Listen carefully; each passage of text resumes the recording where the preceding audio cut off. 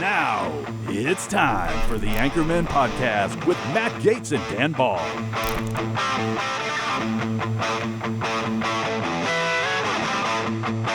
Hey everybody, welcome into another edition of the Anchormen Podcast. I'm Dan Ball alongside Riley Lewis, a couple of your Anchormen talk show hosts here at OAN, the One America News Network. And if you're just tuning in for the first time after, how many months we've been doing these now? Is it 2 or 3? What are you talking about, dude? It's been like 4. Really? Oh. We started doing them in early February. Oh, wow. It's June, Riley. The time is just, it's moving too quickly. Is this because you have a new lady in your life? Is this why you're losing track of time, or? That and the news cycle and everything else, I guess. I don't know. I know. It's just, it's too much. The country's been a little unsettled these last few weeks, right? That's a way to put it. Right? Yeah. Unsettled. Mm-hmm. Whether it's, when the mainstream media is out there lying to people about, before we get into the war stuff, let's just start with the big war here at home in the streets, and that's on immigration, right? Yes. And all these sheeple who have been lied to by Democrats and the mainstream media who are telling them that Trump's a king and he's kicking out black and brown people because he's racist and you got to take to the streets of LA and New York and you got to burn shit. Yeah, that makes a lot of sense. Good job, liberals. Yes. So that obviously has been taking up the airwaves. But what right? happened to those? I mean, they had their one dumb day and then... We got a war between Israel and Iran. No, but That's what happened. But I mean, the immigration stuff just... They had their big king stuff last... Like, no one bought into the AstroTurfed, probably deep state production, ridiculous riots, right? Because we know they're all paid for. I mean, you and I and this network help to expose it. We know that these aren't organic protests against Trump's immigration policies. These are paid for riots. Yes. Let's be real. Excuse me. That's what they are. Period. I mean, track the money. There's that one dude, what's his name, that's got ties to the CCP, whose organization has been funding all kinds of it. I mean, you don't have pallets of bricks showing up on street corners, no. Beautiful pre-made signs, okay? Go back to the Summer of Love when those riots were happening, right? Mm-hmm. Remember the videos of U-Haul trucks pulling up? They'd open the back door and dudes would jump out, grab a sign, grab some brick. I mean... But unlike now, I mean, those went on for months and months. They did billions of dollars of property damage. They were burning whole cities. Oh, don't think they're over. It's not over, Riley. You don't think it's over? No. Really? No, it's not over. Okay, I could be wrong. Trump just said this week he's stepping up the immigration raids by ICE, specifically in blue states and blue cities. He's going to double or triple sanctuary cities. Yeah. So if he's going to double or triple it, like this week, next week, you think those protests are done? No. All right. They're going to keep this crap going. They're going to milk this as long as they can. That's what the radical left, that's what they do, period. Well, I get that. We've talked about this before. Their hatred for Trump and America. It's the only glue that holds their weird coalition of self-hating people together. But how long can that go on for? Well, when you got no policy, Riley, right? Right. All you can do is identity politics. Right. Right? Think about it. All the liberals do is class warfare. Sure. Rich versus the billionaires. Race warfare, right? Oh, it's the whites against blacks and browns. They're racist. MAGA people are racist. BS. To war, not to war. You warmongering. You this. You neocon. Male, female. Women, men, and take that. Right. So they've got to say black. If we say white, they say black. We say red, they say blue. We say turn left, they turn right. We say stop, they say go. Think about it. But when have you seen Democrats agree on anything recently with Republicans that's good for this nation, that's good for all of the people? Yeah, no, well, that's just... Has there been any coming together of policy? There's identity politics, and then there's just reality. Who was it on the show that was saying that the left has waged a war against reality? Was that Joe Bob? That might have been Joe Bob. Last week? Yeah, maybe. Yeah. But that's how far it's gone. So it is. This is beyond policy. I think you're right. I think he did say, waging a war against reality. It's the border. Yes. Right? We can just have open borders. You'll be safe and fine. No, that's not living in reality. Yeah. Right? Illegals have total due process. I'm sorry. If you snuck in and didn't go through port of entry, and you're here and we find you, and your record is you murdered 2 people in Ecuador and we're shipping your ass back, you don't get due process. You're not even a citizen. You're a criminal. And oh, by the way, you're a criminal within the United States because you entered illegally and broke our federal immigration laws. The thing. Yeah, look, due process is important. It's a cornerstone of this country, but you sacrifice the right to that when you come here illegally. And I don't understand why that's controversial either. No. I don't think it really is, because you can go back not that long ago. Hillary Clinton talking about deportations. I know. When Barack Obama deported 3 million people, where were the riots? They all said. When George Bush deported 2 million. We're a nation of immigrants, but we're a nation of laws. Sure. Clinton said it. Obama said it. Yes. W said it. But when Trump says it, Riley, you're a racist. Yes. Anyway, And so a xenophobe. we got the riots, we got the Supreme Court decision. Obviously, we got the war between Israel and Iran. People are forgetting about the war between Israel and Hamas in Gaza. I haven't even heard anything about that in the last week or two, because all it's been is, what should we do with Iran and America stay out? Right. And now a bunch of infighting with Republicans and the MAGA base. And I'll tell you what, and I'm going to say this, as a 50-year-old man being in media since I was 18, and being a registered Republican since I was 18, and always voting with conservative, Christian, American values in mind, we do this every time. Can y'all stop it? That's one thing I'll give the left credit for, except right now. They are very fragmented. But up until now, yes, the Democrats, every 2, 4, 6 years, whatever the race is, man, they band together. They don't have all this infighting. I don't know what it is with conservatives, okay? But every time we get a big win and we get in control, then all we want to do is infight. Yes. And then now all you're doing is turning off the voters who aren't diehard to our cause, and even some that are diehard to the America First MAGA cause. So can y'all please stop the damn infighting? Yeah. Okay, stop. All right, President Trump's at the reins. He's got it. He's going to figure out what to do with Iran. I think it'll be the right call. Everybody's like, oh, but he's got neocons telling him and warmongers, this is going to be Iraq 2.0. This is not Iraq 2.0. No. And I also don't think that, I heard some of their day say, well, Bibi and the Jews got us into Iraq. And I'm like, what are you talking about? No. You know who got us into Iraq? Our vice president. Yeah. Dick Cheney. Correct. Got us into Iraq. Yeah. I mean, they had to convince and beg Colin Powell and Condoleezza Rice to take us to war. And then remember, Colin didn't even want to go to the UN and NATO and say, please come with us, have a coalition. And W didn't care. He got convinced easily by Dickie because he wanted to go kill the guy that put a contract on his daddy's head, H.W. Bush. Yeah. So this is not Iraq 2.0. And Trump is not W. No, but stop it. The infighting has been very disappointing. Hasn't it very been? eye-opening. Damn, it's disgusting. Instead of going after each other, why don't we just have a reasonable and honest conversation about America's national interests and what would be best for this country? Yeah. That's what Trump ran on, is protecting the American people and our interests. Amen. Plain and simple. And keeping America first. And Completely. if he believes that Iran getting a nuke and not getting a nuke is in America's best interest, not Israel's, then Trump would know, because he gets security briefings we don't get. So for all of the pundits, all the social media influencers, all the talk show hosts, whether they're that other networks, I don't care who you are, everybody out there pontificating that we're going to go to war and don't go to war and this is against what Trump said, and now they're throwing Trump under the bus and other folks under the bus in the movement, shut the hell up and sit down for a second.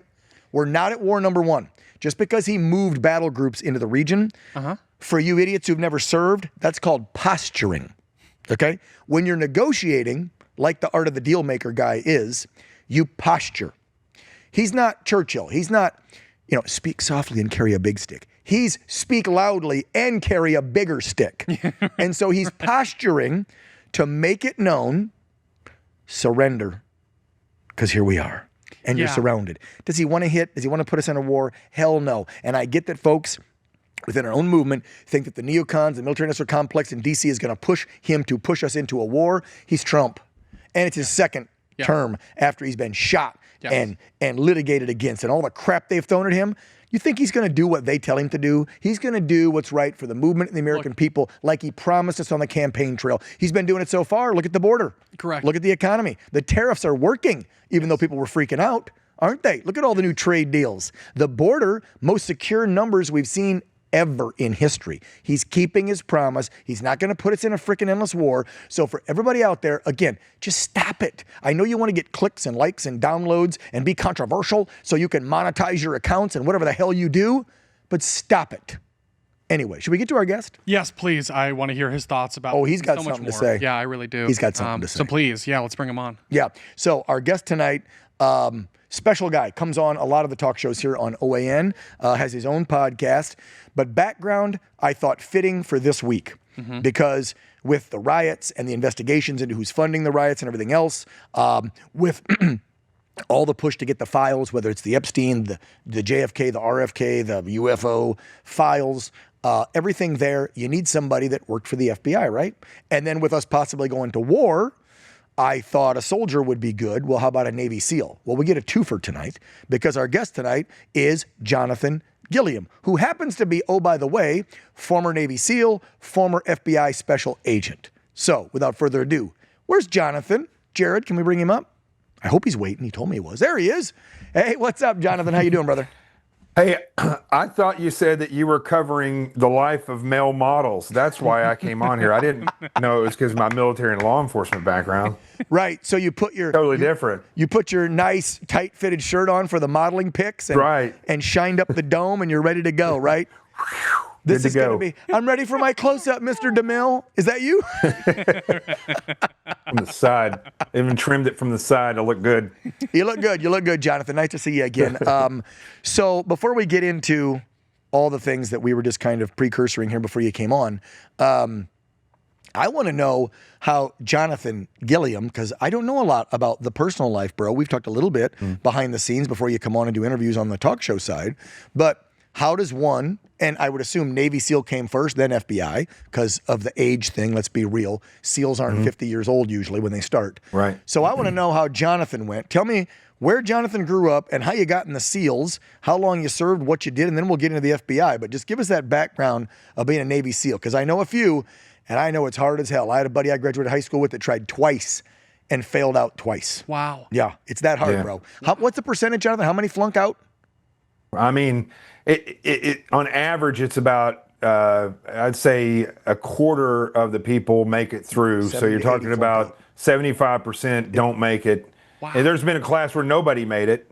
Really? There's been classes where 1 or 2 people made it through. Yeah, they don't cut, corners to push people through. I mean, there's been some people that I think perhaps shouldn't have made it through, but overall, even those guys were like hard. Bush or Obama, right? Was that a DEI acceptance? No, I'm just kidding. So, let me. I want to know something about SEALs because we're very close to SEAL training right here in San Diego, right down in Coronado and stuff, where I'm sure Jonathan is familiar. In the movies, is it true they don't flunk you out? You have to ring out if you're a quitter. You ring out. You don't get thrown out. What's the reality there? Well, I mean, it's the Navy. They can get rid of you if they want to. I mean, if you're not meant to be there, they can drop you and get you out of there. But by and large, it's a voluntary process to go there. So you also have to volunteer yourself out. So if you decide you want to quit, it is part of the policy that you go and you ring the bell, and then you set your helmet down, and you ring the bell 3 times, set your helmet down. And so by the end of Hell Week is kind of the end of that process of quitting. You have other individuals may get sick or get hurt, and so they'll be recycled. I have heard that they were now putting people back out in the fleet if they got hurt or sick. I don't know if that's the case or not, but you would, when I was in, you get recycled. And you would kind of sit in a limbo doing whatever physical training you could. And then the next class, if you were good enough, you'd roll back and you do a class up so you're saying Hollywood and G.I. Jane and Demi Moore kind of got it right in that if you give up, you got to go ring that bell. Oh, that's true. So the movie got it right. Okay, because you never know with Hollywood. Let's be real. We can start ripping on them. Yeah. And you were ready for your close-up. So, I mean, if they make a new Navy SEAL movie, hey, Hollywood, Jonathan Gilliam's ready. He's ready. I'm there. Okay. I may have to wear a wig, but I don't know. I think it looks good like this. But yeah, it is. It's really that hard. And I think the hardest thing that most people don't ever talk about is the fact that most guys that get there, that's been a focus of their career. You don't just show up and beast your way through it, right? There's guys that have trained to the point like myself where when I got in there, I was in Olympic caliber shape. I mean, I could have stepped on to a football field and been able to compete with any of the athletes that were on those. In fact, we have collegiate and athletes that come there or alternates for the Olympic team. And, there's a guy in my class that was an alternate for the Olympic swim team. Wow. But there was another guy that was there that, the guy that was the swimmer, the Olympic swimmer, this guy was like 6 foot something, looked all American. But there's another guy, I won't say his name, but I'll just say Stuart, right? And he's actually still a good friend of mine. Yep. But Stu is about 5'6", 5'7".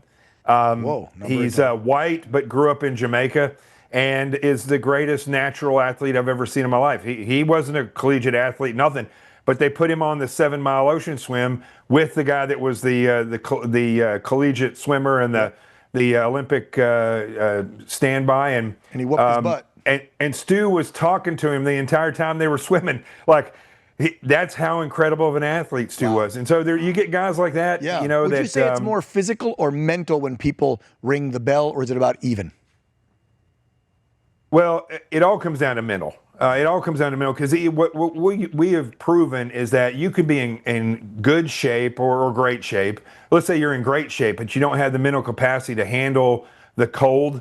Maybe you develop a stress fracture and you don't have the mental capacity to fight through it, or it's just depressing to be there because every day it's miserable. So you'll see guys who are spectacular athletes, never failed anything in their life, and they'll just say, this isn't for me, because psychologically, not only are you dealing with the physicalness, but you're really opening up your soul and saying, I am going to rise above this thing that I am and become this thing that I intend to be. And I think that is what differentiates. When you meet a SEAL, they may be humble or they may be the most ego-driven person you ever met, but there's a common thing in all of them, and that is that whatever they're tasked with, it doesn't matter if they've done it before. They will figure out how to do it better than anybody else, because we know inside of ourselves that there's nothing anybody can do that we can't do as well, because we can tell ourselves we're capable of this. And I think that's what comes out of BUD/S. And the men that get that are the men that will make it through. And I think knowing that you're going to make it before you get there, deciding that is a part of that. When I got there, I already knew there's nothing they can do to make me quit. Now, I didn't know how bad it was going to be, but I had in my brain that I will not quit. And I faced myself. There were tears shed. There were moments of sheer terror and pain, but I didn't. What else am I going to do? Yeah, so it's not for the faint of the heart, and it's probably not for some older folks. No. But maybe. Now is a totally different story. Yeah. My body now would be crying. So it makes me wonder, Jonathan. So on the flip side, then, when you're going into that, I mean, how do you prepare mentally? Because you get people that train physically, I guess morning, noon, and night. You diet, you exercise, but what can you do about that? And how old were you? Were you in the Navy before at a different job, and then you switched over? Like, give us that background on how you made that transition into being a SEAL. I decided that I wanted to, I wrote a timeline out for my life when I was in college, and I wrote, this is present and this is death, and this are all the things that I want to do in between. Whoa. And so that was one of the things I decided I wanted to do, and I started training for it.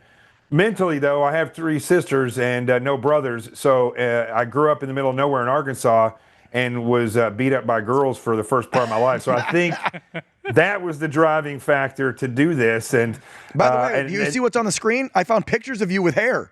Oh, yeah, there you go. Look at that. And no beard. Oh, man. Look at that Navy SEAL. Look at that proud American badass. I have not much of a chin. That's why I love beards, because it's a man's plastic surgery. You can just grow a beard and all of a sudden you look like you got a strong, Spartan chin. How many years were you in? Where'd you deploy? And what teams were you on? So I was Team 4 the whole time. I had a short career. So I was 28 when I went through BUD/S. Wow, that's not young. I mean. Yeah, so I was older, and all those years of training, it wasn't like I just decided to go. I started training when I was in college. I was on the 6-year program when I was in college. And so, I once I got in there, it took me 3 years. Once I graduated college, it took me 3 years of applying to get a slot as an officer.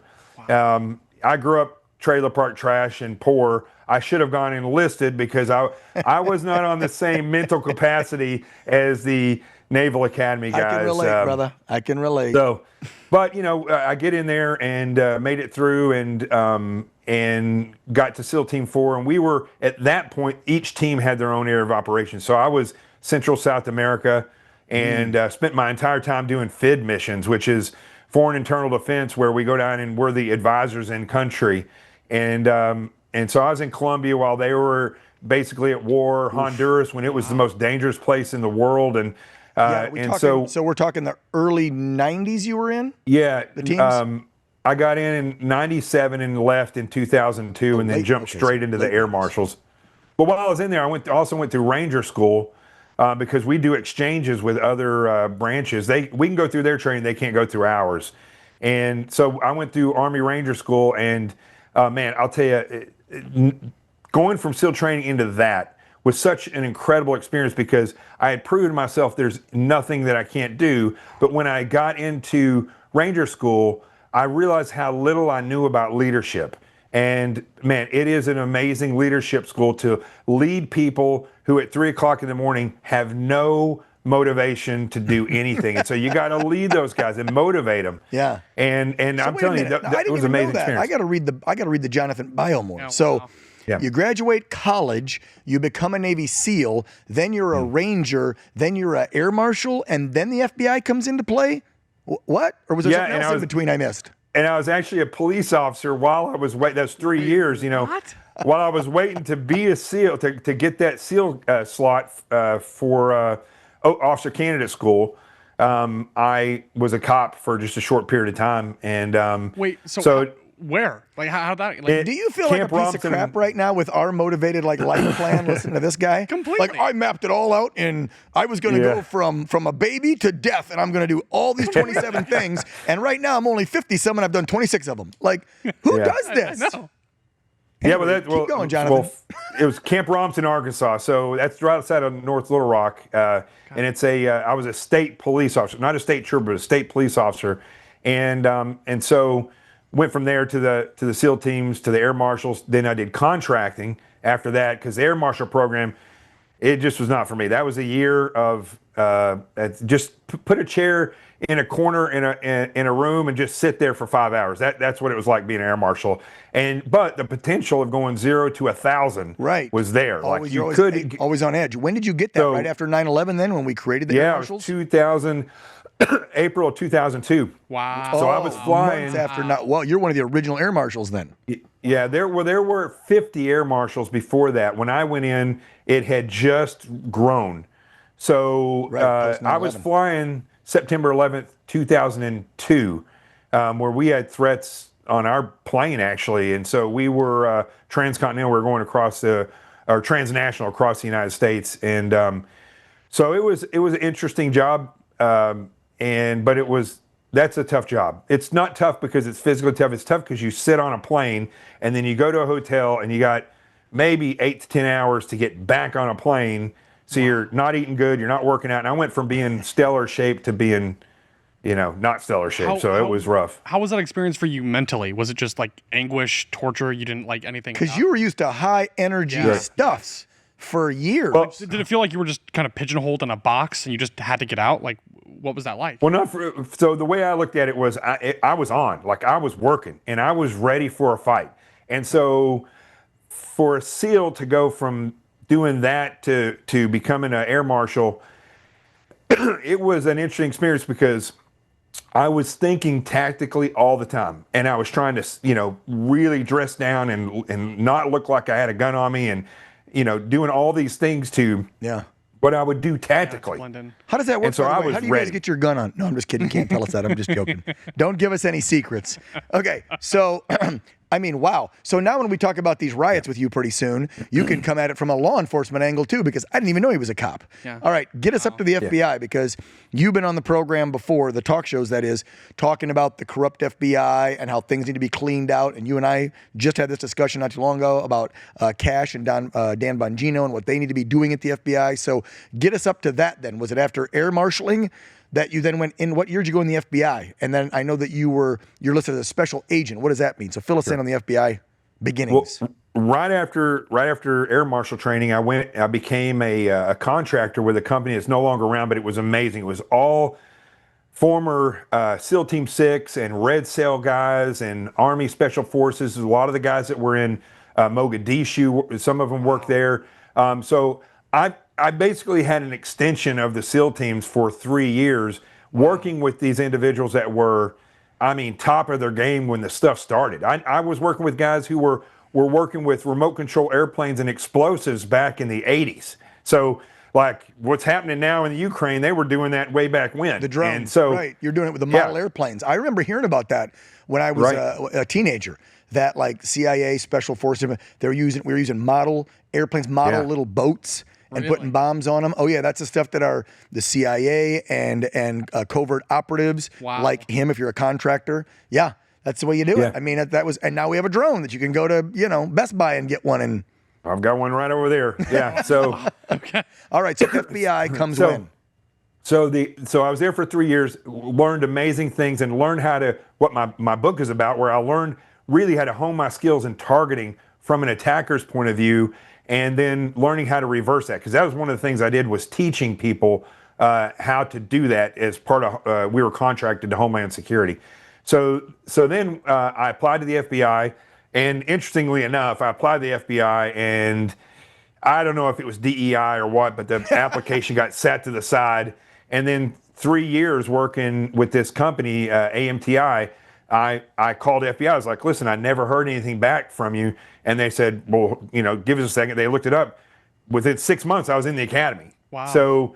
So then I'm in the academy. I graduate from the FBI Academy, and I get assigned to New York. And I was on the Asian Organized Crime Task Force, which was the busiest squad in all of the FBI. We had more arrests and more stats than anybody else. Wait, what was that division in charge of? You said the Asian. What were you guys doing back then? We were part of the criminal enterprise, or organized crime at that point, and so we were part of the organized crime division of the New York office of the FBI. So we were working with Asian criminal enterprises, basically. Mostly Korean and Chinese, and so I got to see a lot of what China does. And we were saying then the same thing that we were saying back when I was a SEAL about the southern border. We were saying about how the Chinese were, all these immigrants were coming over and being housed basically in New York and anywhere there's a Chinatown around the country, and nobody even gives them a second thought. But yet they're all out there every day doing Tai Chi, and Tai Chi is a form of martial arts. And these people, nobody even knows that they live there. No, they're packed in there. We're talking millions. And we always thought that, man, somebody could just turn these guys on. Like, who knows why they came there? Right. They go there and they live in the same poverty they lived in China. So they're there living the same way. What if all those people are Chinese cells? Nobody's even thought of that. And so this anyway, would have been mid-2000s you were working there? Yeah, 2000. I got there in 2005. Okay, so mid-2000s. And 2006. Yeah. Okay, so post 9/11, but still 20 years ago.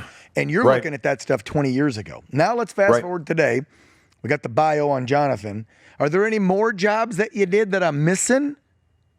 Well, while I was in the Bureau, I worked other places in there, but I also did, the main thing that I did was I went over to counterterrorism, and I ran the special events unit. So I took all of the targeting stuff that I'd, being an attacker, being a defender, and working at AMTI, and then I was able to apply that to the FBI, where I would go around the city of New York and look at places and say, okay, I think this is a potential target. This event is a potential target. So this is how I would attack it. I'd write up an operations order, and then would be the on-scene liaison when we did something like New Year's. I was for New Year's. That makes sense. Times Square. I was New Year's. Yeah. Anniversary of 9/11, right? Big events there. Right. So that's what you were because most people are just called FBI agent. You were an FBI special agent in charge. Well, no, we're all special agents. If you're a special agent, you're a special agent. Oh, okay. And then, but there are FBI analysts, and there's FBI police, which are the uniform guys. They're not special agents. So we're 1811 special agent. I got you. So I left there in 2013, opened up a company. I got this very wealthy client that was paying me to do crisis management, so I was able to take all the experience and apply it. He was an interesting individual. Basically was worth over $100 million at one point, had all these medical offices and patents and all this stuff. And we got in there and I did my due diligence and found out that he, in 4 months, found out that he was actually bankrupt. And so that contract that was paying a lot, within 8 months after finding out that he was bankrupt, he killed himself. So that was the beginning of my civilian career. And then, so from that point forward, I've done crisis management and. So you've been an independent type contractor working for yourself the last dozen years after 20 years of service in tons of positions: Air Marshal, FBI Special Agent, a state trooper, and a Navy SEAL, and a Ranger. Holy. And you're how old, Jonathan? 55. Wow. You got like 4 years on me. Jeez, I feel like a lump on a log. Same, yeah, this is embarrassing. I went in as a journalist in the Air Force when I was 18. I got out, I went to work in television as a cameraman and then worked my way up to a national talk show.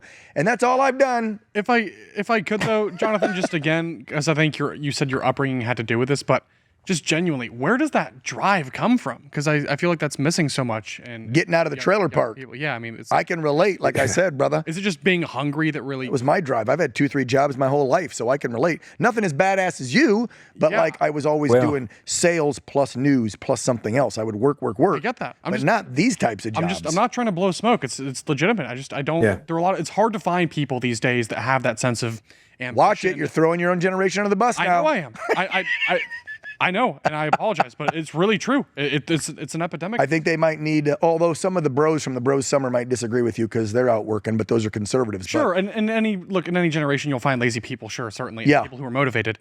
But if we could clone this guy, we wouldn't have a lot of problems with lazy Americans. Yeah, seriously. We don't want 2 of these rolling around though.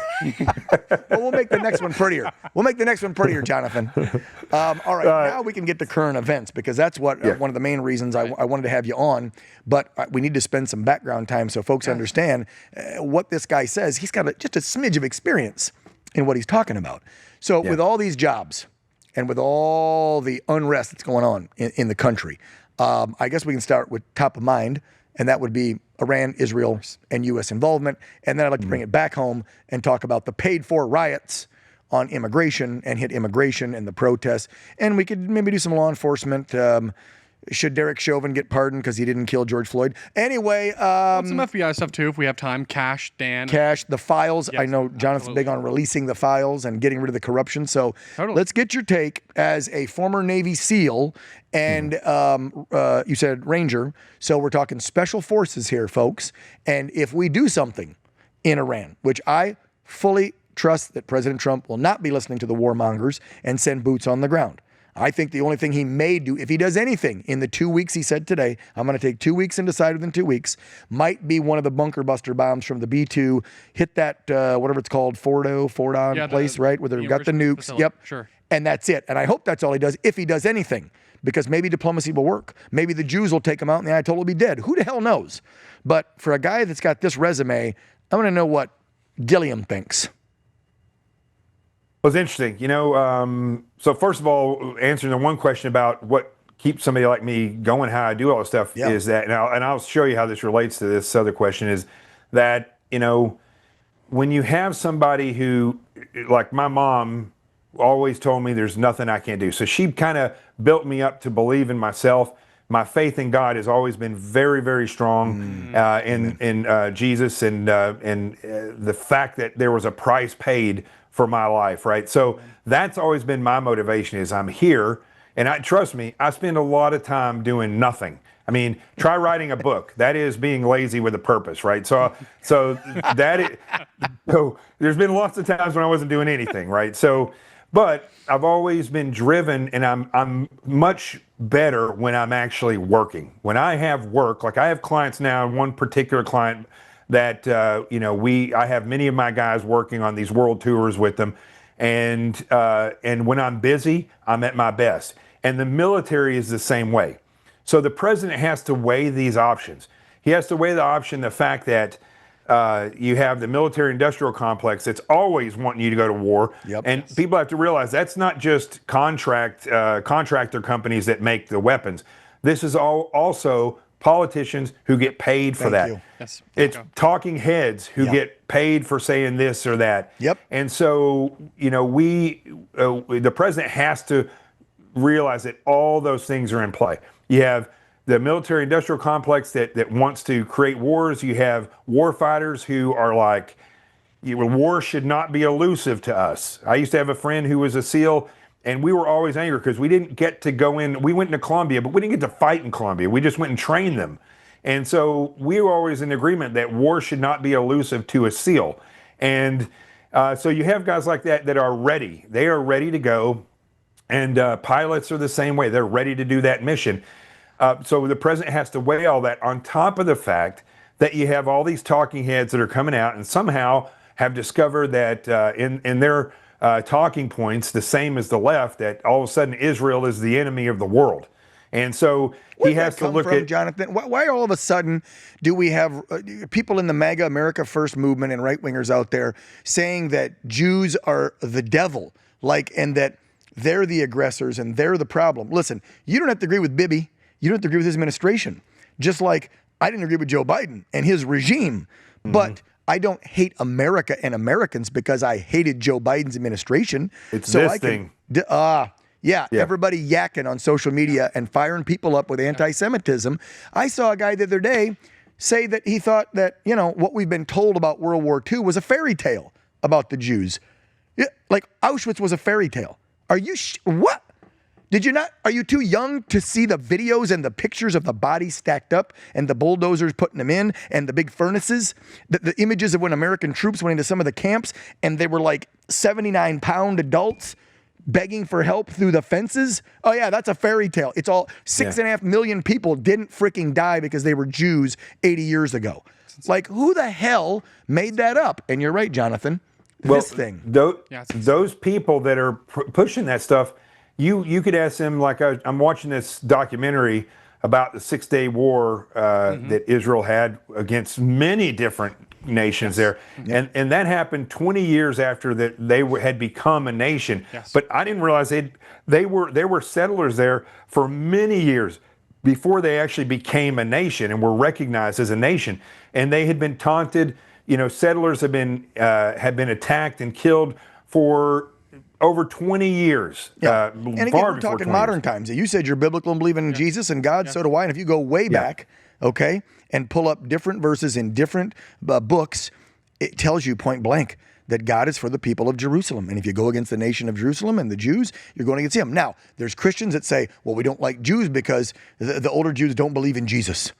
And I understand that you think that, and that's okay that they don't because that's their religion, but maybe that's part of God's plan, because think about it. Old Testament and Jews, right? And if you go back to when Jesus was crucified, the Romans didn't really care either way. It was the Jews that brought Jesus to them and said, hey, he's out telling lies. He's the son of our God. You got to get rid of this crap. It's causing unrest in our community. And the Romans are like, yeah, we don't really care what's happening with you Jews, but okay, to appease you, we'll go flog him and crucify him and all that. And they did it. Was that God's plan? Yeah. So why are you going against the people that he chose to first share his word with the world? Then he used those people again to have his son die on the cross to forgive us of our sins. So how could you go against those people? Again, notice I didn't say Israel, the country, correct, or Bibi's administration. I'm talking about the Jewish people who've been almost exterminated over the centuries, not just World War II. They've been exterminated almost over the centuries because of who they are. Now, I don't know anybody else on the planet that's had that type of persecution by multiple people that wanted them dead. Muslims, Christians, like lots of people over the centuries have wanted Jews dead. And I don't know, Jonathan, current numbers between America and Israel, where most Jews are, there's about 16.5 million left on the whole planet. Yeah. So, and when I hear this whole thing, somebody the other day said, oh, well, if we want Iran to give up their nukes, tell Israel to give up their nukes. Oh, I know exactly who that was. So, Jonathan, fill me in on this. If somebody's trying to create a nuke to kill people versus somebody's trying to have a nuke to defend themselves, I look at it as the same way that I have a CCW.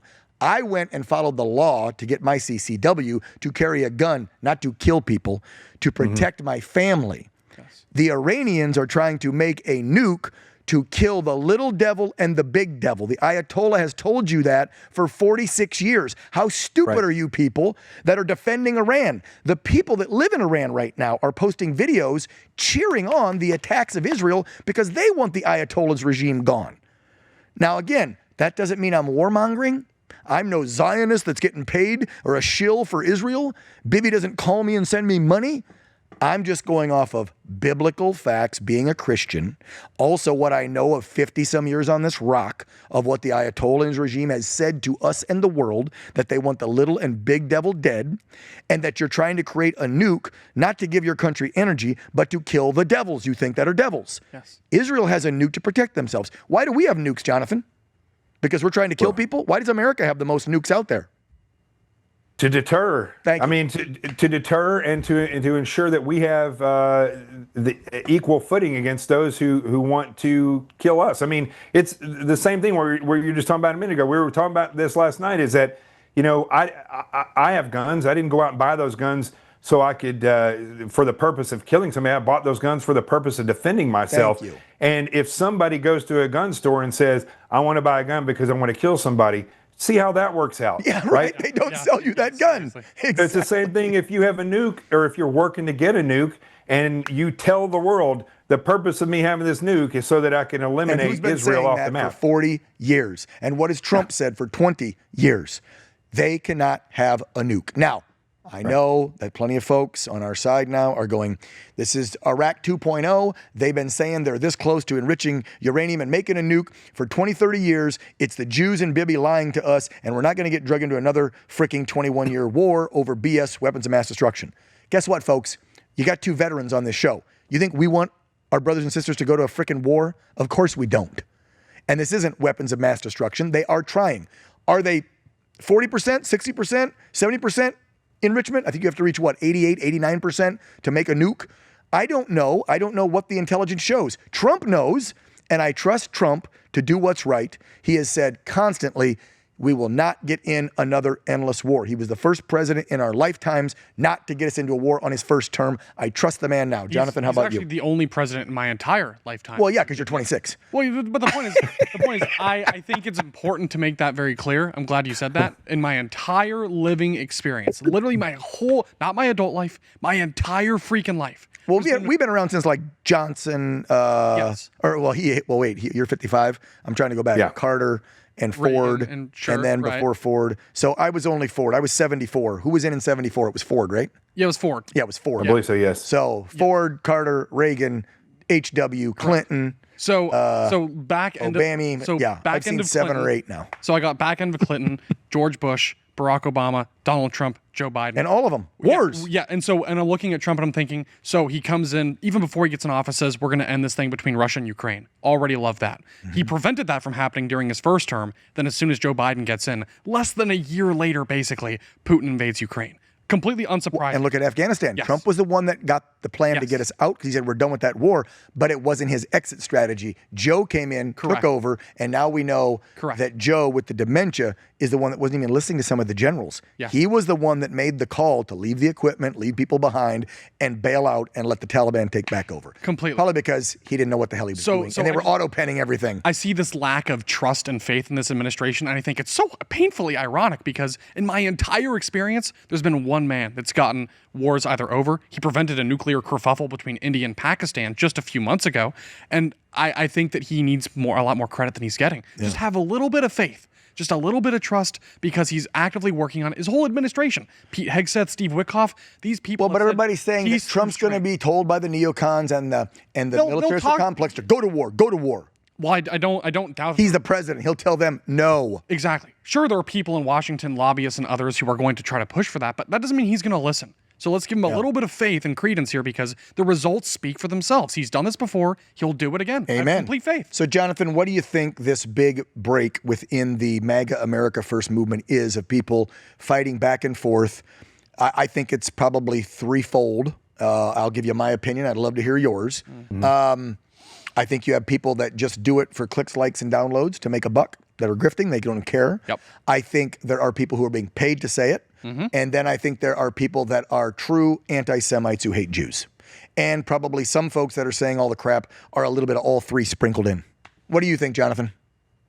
Yeah, I think definitely that I just find it very interesting that you have the left who's screaming, support Palestine, Israel and the Jews are evil and they're trying to commit genocide against Muslims. And then on the right, all of a sudden, you have people saying that the Jews are not to be trusted, that they're the problem or the foundation of every problem that we have globally. Right. That they got us into every modern war in the Middle East. Somehow, so what happens when you draw a circle like that? Yep. There's somebody is controlling that narrative because for two different groups that believe absolutely the opposite of the way things should be in this world, somehow end up at the same point.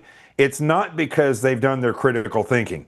It's because they are being programmed. And I think, so you have a few of those talking heads. You also have a tremendous amount of the airwaves, mainstream media, and then the social media, which is growing.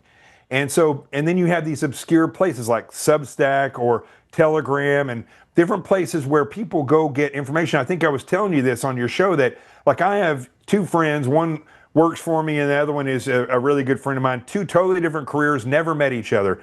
But I know for a fact, like there was a thing that came out yesterday, I saw a meme about it, that they're sending over an aircraft carrier that's 50 years old and how that is definitely a setup so that they can get that aircraft carrier attacked. I think I said aircraft carrier attacked, and that will kick it off for us to be in the war. And I knew that both of these guys would be sharing that information, and they did. They did. I remember you told me one of your friend leans left, one of your friend leans right, but then shared the same. No, they're both conservative. Oh, they're both conservative. They don't know each other, and they're different. They just don't know each other. Right. Yeah. But they posted the same stuff, saying the same thing. But wait, aren't a lot of our aircraft carriers older? I mean, a lot of our ships are older. Our jets are, our helicopters are older. Yeah.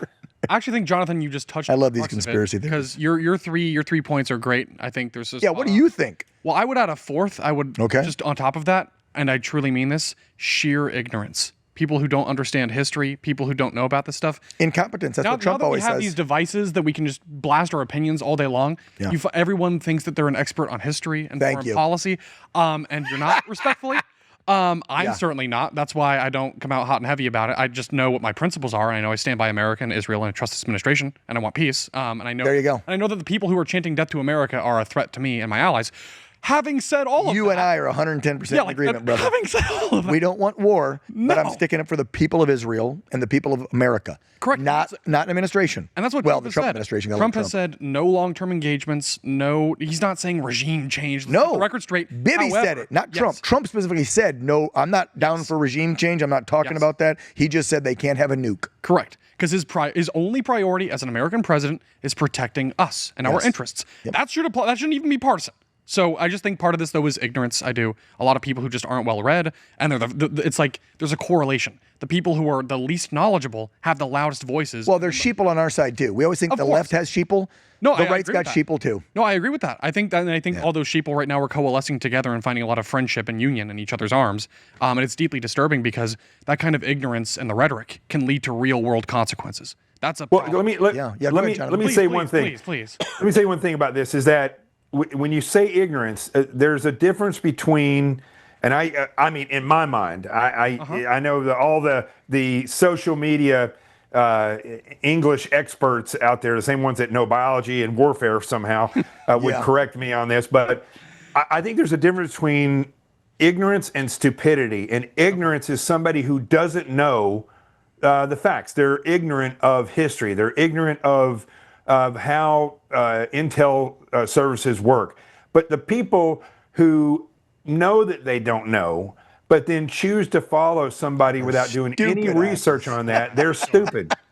And so we have a tremendous amount of stupidity. That's a great point. And then a lot of people who are ignorant and they're just too lazy to go and think about it, do their own critical thinking. So we have a tremendous amount of people in this country and around the world, but this country in particular, where you are free to think the way you want to think. And freedom is not the cancer, but complacency and laziness are cancers that actually destroy freedom. Wow. Well said. And so that's what I think is occurring. Clip that, post that, clip that. Seriously. That's a great statement, Well Jonathan. said. Seriously. So that's what's happening. That's what's happening in this country is that what we're seeing is that people don't do critical thinking. They couldn't tell you about the history of Israel. They never look back on the 6-day war. Yes, that's true. Yep. But I can be hypercritical of the right because the right is full of people who are on the cusp, or they do know what's right. They do know, they have done enough critical thinking in their life. Our side is more right than the left. Let's be real. They're not based in reality and science and God and everything else. They chose Trump. The right is typically right.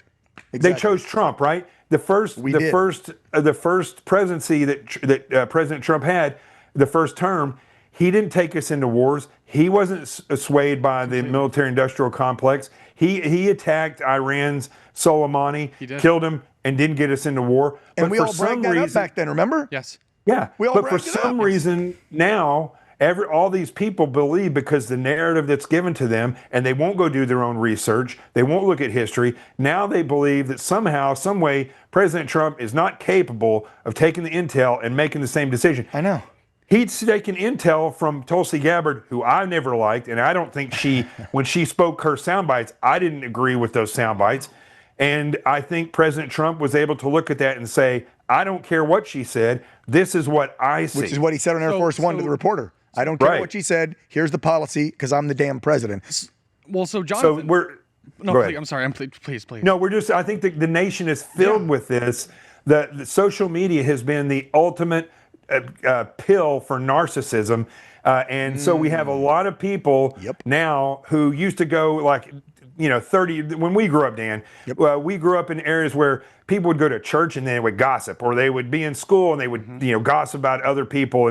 But now everybody goes to social media and they take in that same gossip, but then they go online and they act like that is their knowledge. Like they came up with that on their own. But I know they didn't, because there's no difference between their narrative and the narrative of people that I know for a fact are playing them. And being in media and seeing the backside of media, you realize it's all entertainment. A lot of it is entertainment, right? It's news, but it's also entertainment. Infotainment, what we do. We give some information while we entertain. And people don't realize that, and then they repeat these. And if they think Tucker Carlson or people like that, are these virtuous individuals, they don't know Tucker's background, right? And they don't know. I believe it 110%. Well, you saw he called Trump and apologized, right? He apologized. Oh yeah, really? I would never have another thing to do with that guy. Steve Bannon had lunch with him yesterday. Yeah. No, I want to ask you something about Candace Owens. People are talking about her being an anti-Semite because 3-4 years ago she was fine with supporting Israel. Now she's like, the Jews are the devil. Actually. Yeah. Right now. Candace Owens wouldn't even be anybody if she hadn't been hooked up with Charlie Kirk. Thank you. I'll just say that right now. Let me ask you this as a vet, because I know a lot of vets watch our show. She, day before yesterday on her show, called for active duty military members to desert, leave their post, walk away if Trump sends us to a war in Iran. She told literally people to take, her words, the dishonorable discharge. Would you like to inform Miss Owens as a vet how detrimental to your future and just how unpatriotic, anti-American you would be, a hashtag POS, if you walk away from your post? And she literally told people, take this honorable discharge. On her show, go look it up.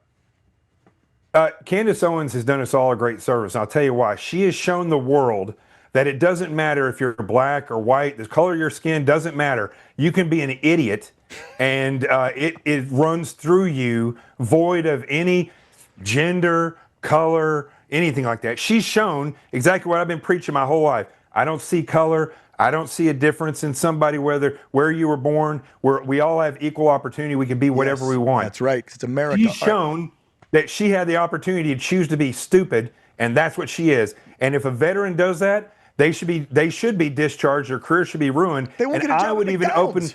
I would open up an investigation on her. If I was head of the FBI, I'd open up an investigation on her for promoting a treasonous action. Because she is. I mean, we didn't even get to the FBI corruption. We're almost at an hour. I got to get to, since he brought up stupid people, can we spend 3-4 minutes here with you on the stupid people doing these violent riots, not protests, violent riots. Their No King's Day crap they did last Saturday, all this stuff to support illegal immigration and illegal immigrants. I mean, first of all, they're getting paid, right, Jonathan? This isn't natural and organic.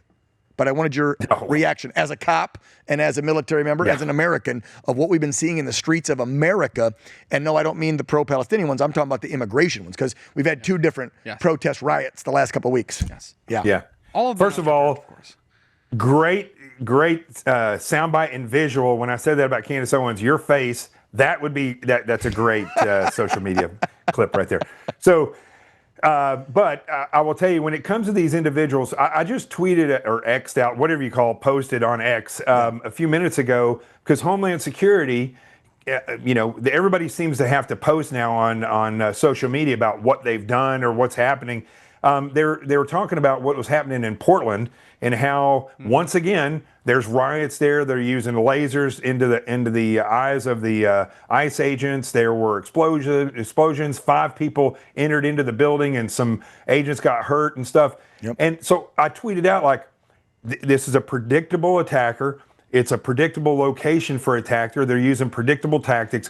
Why aren't you getting out in front of this? Because, Dan, all of this is orchestrated. Now, you may have useful idiots that show up and take part in it, but the actual protests that are riots, first of all, they're not covered by the First Amendment. I don't care what anybody says. That's not assembly. That's a riot. Peaceful assembly. That's what it says. Right. Okay, sorry. And so they're showing up, and you can see the organization. You can see how they talk to each other, what they're wearing. The fact that a guy shows up and supplies these specialized masks that cost like, I don't know, $200, $300 each, and he's just handing them out like crazy. Yeah, for the tear gas. That's because they have a limited amount or unlimited amount of money that they can spend.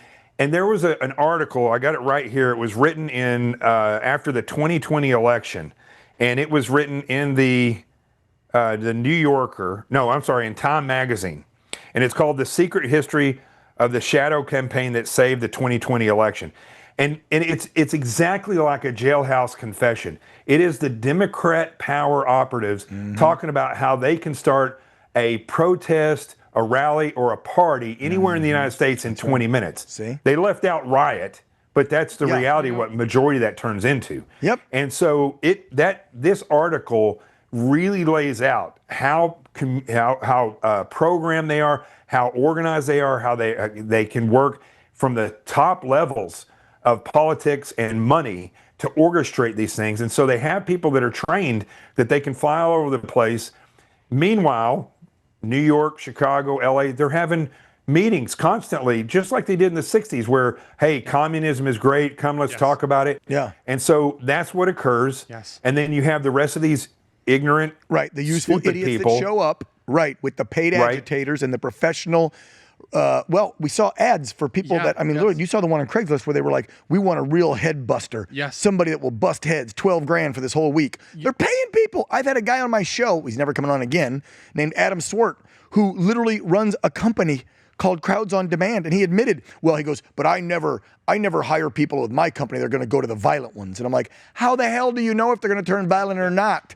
And by the way, it's not organic if you have to pay people to show up, because this is America. If you feel strongly about something and you want to air the grievance with your government and you step into the street, you're supposed to peacefully assemble. You don't get in the road, stop commerce, stop fire trucks and ambulances and pregnant people from going to the hospital. You don't destroy businesses and no, you stand on the street corner and you protest. That's not look at the video right now, folks. That's not what this is. We're going to lose him soon. We're almost at an hour. I know you want to talk to FBI too. We do, but I want to wrap this. Yeah. Both hit on the crux of this. So for people who aren't in the weeds about politics and news, I get questions all the time. Family, friends, they say, whenever something egregious happens, you see what Biden does with lawfare, the right doesn't organize. But the left, you see so much organization and you realize they're so much better at organizing because everything's astroturfed and literally organized. Like they've been doing this since the 60s. Rules for radicals. They have a formula. They have a playbook. They have the actors in place, ready to go. We won't do that because that's not American. So conservatives don't do it. On college campuses, these universities are teaching the ideas that are leading to the destruction of this country. Yep. They have the infrastructure laid out. They have the sources of the world. They have their donors to bankroll all of this crap. So the left has literally spent half a century or more building out the infrastructure to bring down this country at any moment's notice with ridiculous crap like this. Right. And the right hasn't. So it's kind of a thought that just... We got to get better organized and fight back, but also don't forget we were paying for some of this crap because a lot of that USAID money that was going over somewhere was filtering and coming right back around to pay for some of this crap. So, Jonathan, we were paying for it in essence. That's the scary thing. With our tax money. And the ironic thing. Am I wrong? No, you're absolutely right. And that's what's so interesting.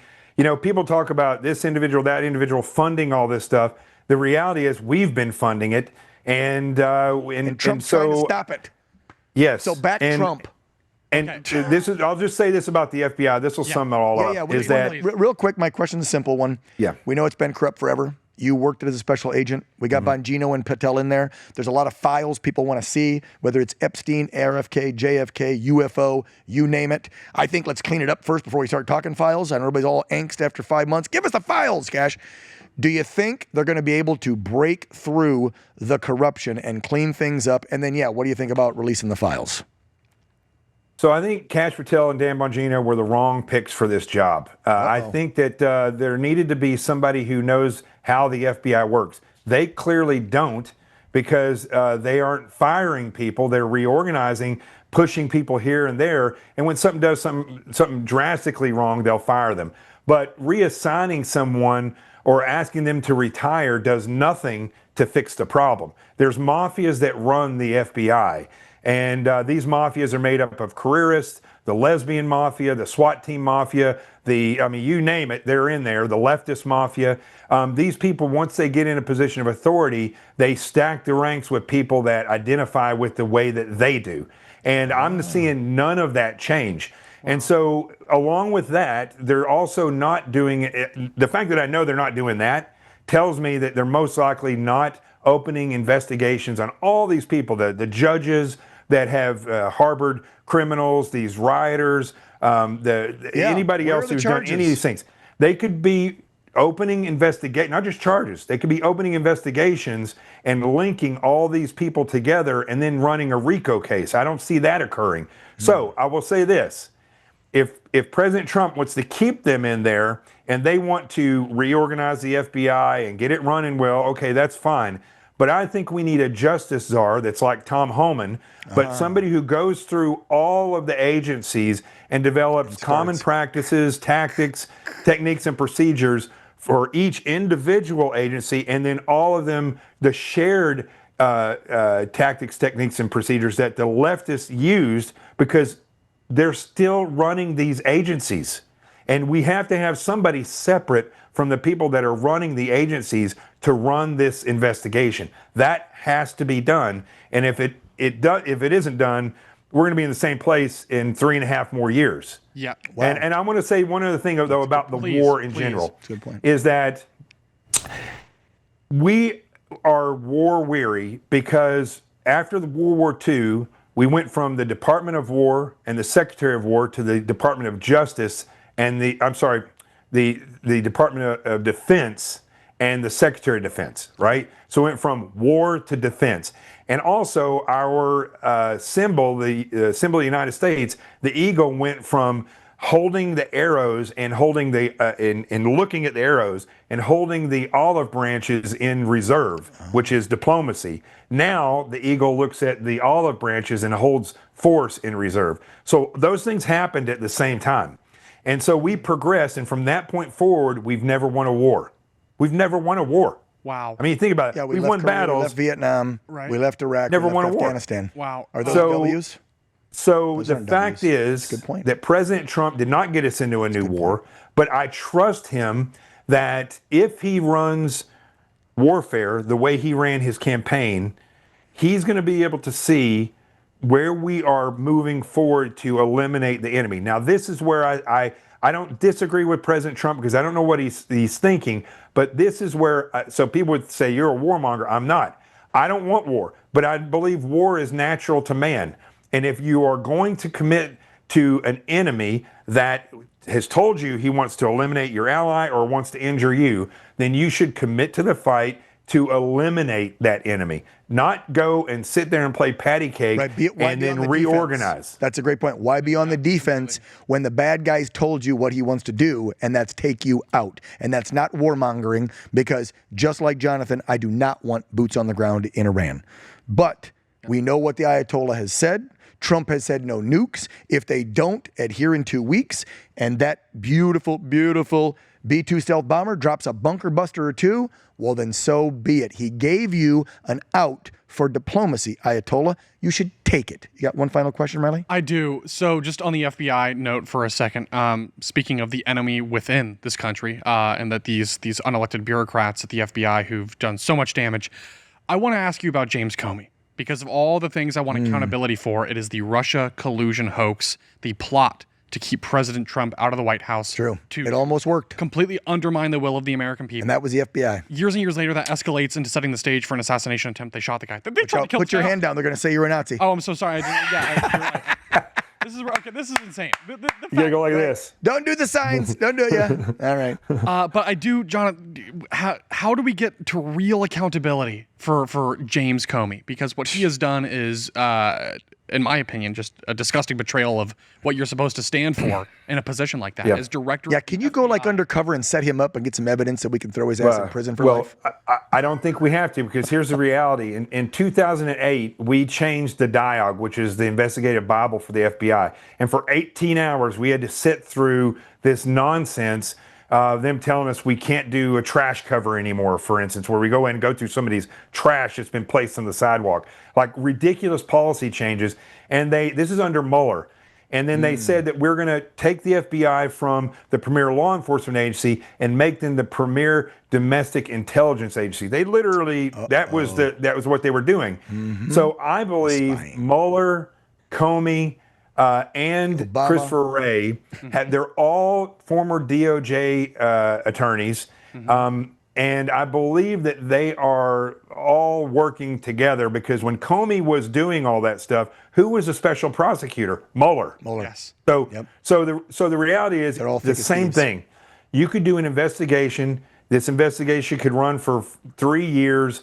It's not something that has to be taken down immediately, but you will find links between all these people. They live in the same areas.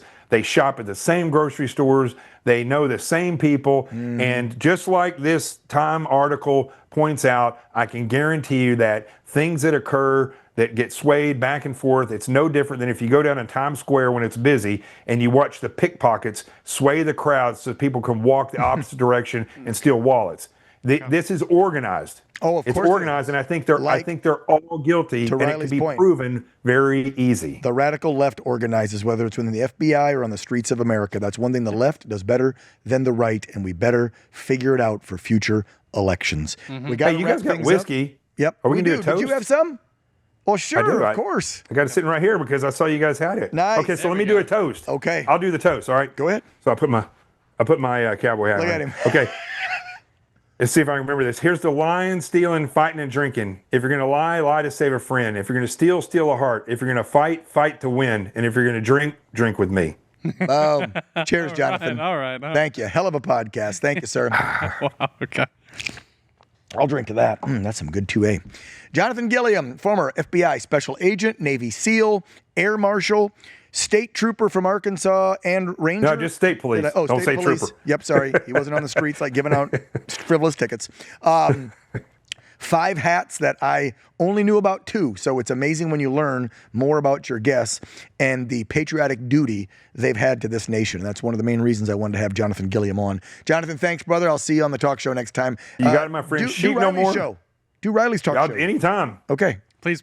Sheep No More is the book, and United States Continued Service, and our motto is still serving. There you go. And check out your podcast, right? You have one called The Experts? Yeah, but I haven't done it in over a year or so. Oh, okay. So you got the book. I need to start it back up. All right. Is there a website for everything, all Jonathan Gilliam, they can go to?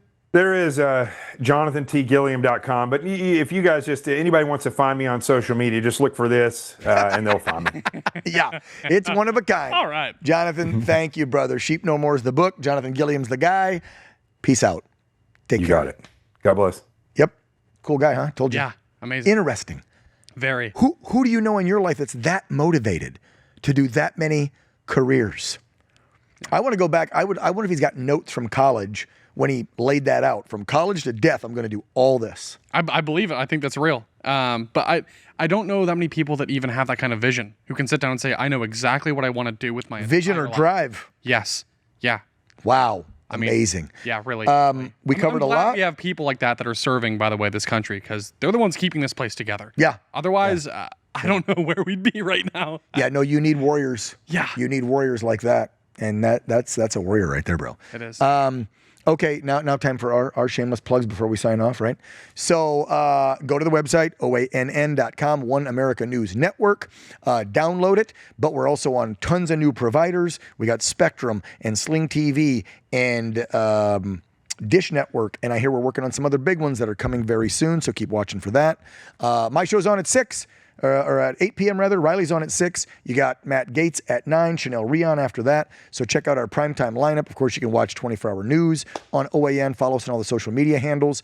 Mr. Riley, anything from your side of the leather before we say goodnight? Yes, please like this video, subscribe to our channel, blast us on social media. We're on Truth, X, Facebook, YouTube, Rumble. So please spread the message. We are in a fight for the soul of America right now, a battle between good and evil, and we need people in the trenches with us. And thank you, of course, to the amazing Herring family and everything they do for us and for this. Thank you, I forgot. And for everyone who works here, everyone's mission driven, and it's really an incredible family of people. So yes, it is. Thank you for staying, tune, watch, share, subscribe, like all the stuff on social media. And if there's someone you want to see on the podcast who we haven't had on yet, yes, let us know in the comments because I want to. We got some, by the way. I saw some the other day. Next show, I'll bring them up and we'll see if we can get some of those guests booked. Right, but I did see people starting to respond to you. So if you've got a guest you want us to have on, let us know and we'll do our best to book them. And yes, a big thank you to Robert Herring Sr., the owner of the One America News Network and the Herring family. Also, big thanks to Grunt Style for being one of our sponsors of the Anchormen Podcast. For Riley Lewis, for Matt Gaetz, for Chanel Rion, for the entire OAN team, I'm Dan Ball. Thanks so much for tuning in. We'll see you next Friday. Want to see more great videos like this? Click on the link below to subscribe to OAN Live and watch Dan Ball's Real America and The Matt Gaetz Show on Dish Channel 212. Tune in, subscribe, and watch today.